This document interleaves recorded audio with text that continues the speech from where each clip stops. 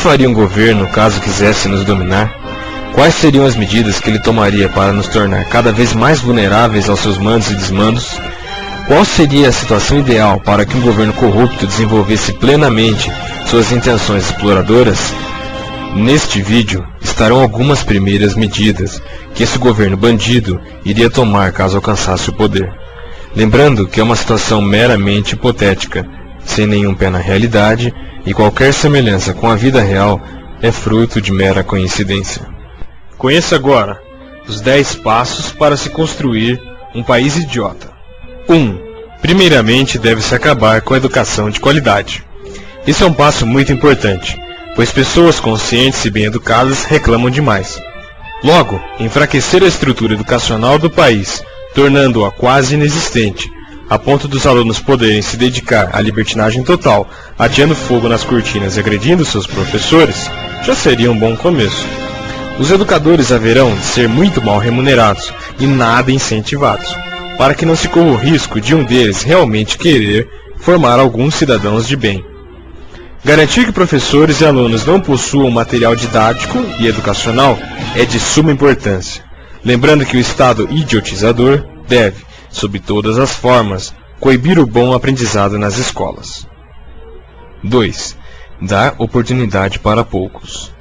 Fato é que se muitas pessoas conseguirem ascensão social, altos salários e serem valorizadas por seus trabalhos, essas irão discordar de uma forma de governo voltada à idiotização.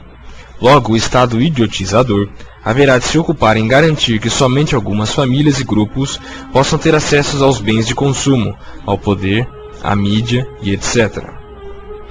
Bons atos jamais haverão de ser reconhecidos.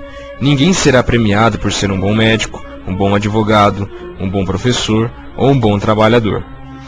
Porém, poderá conseguir ascensão social, fama e dinheiro, sendo jogador de futebol, dançarino do tchan e outras profissões mais, de muito valor para o desenvolvimento da nação.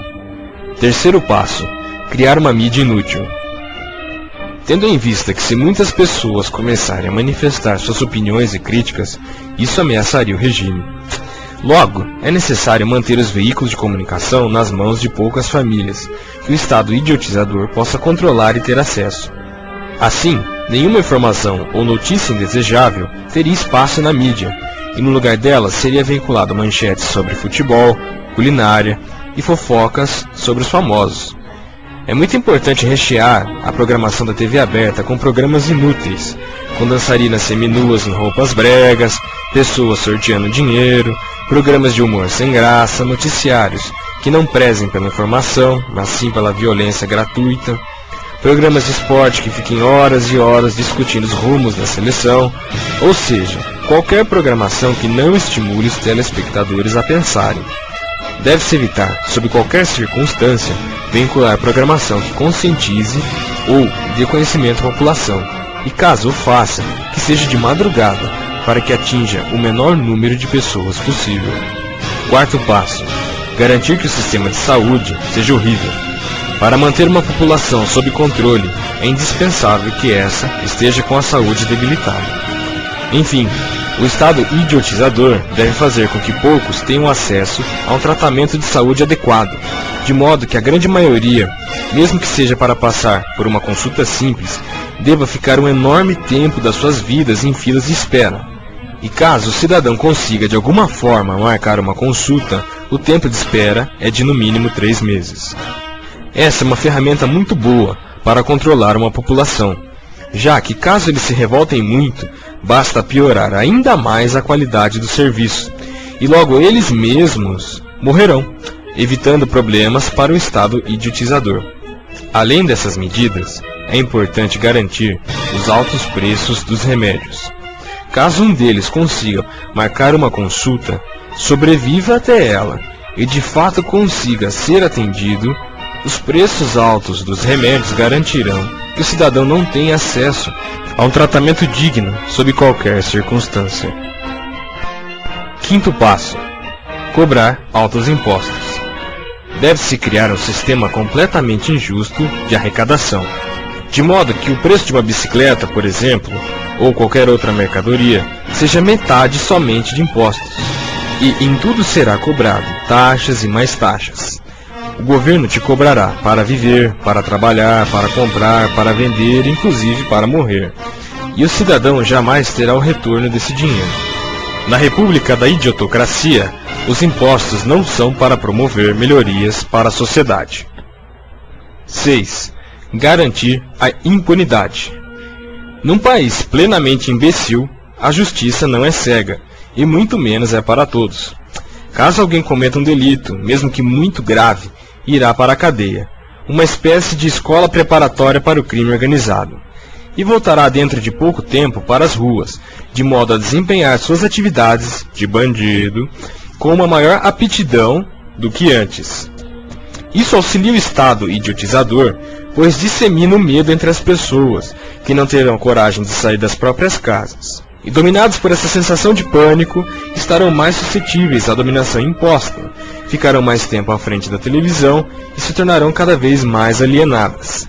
A corrupção deve ser considerada comum, e jamais como motivo de prisão ou punição.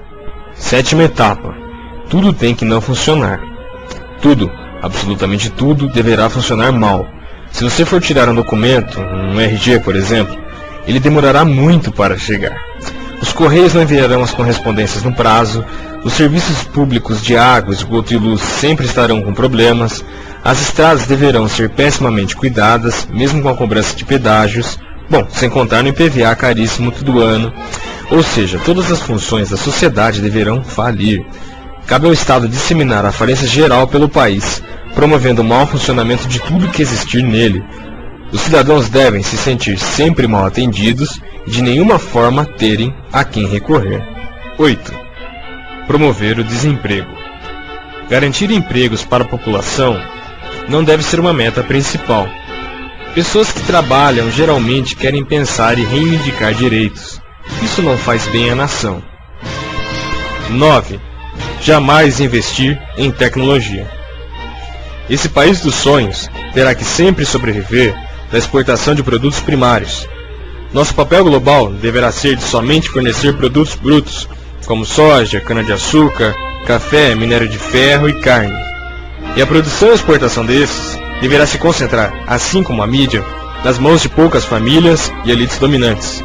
Investir em tecnologia, pesquisa e desenvolvimento e exportação de bens de produção com alto valor agregado não deverá ser prioridade, já que isso traria oportunidade para que muitos cidadãos estudassem, produzissem e fizessem parte do desenvolvimento nacional.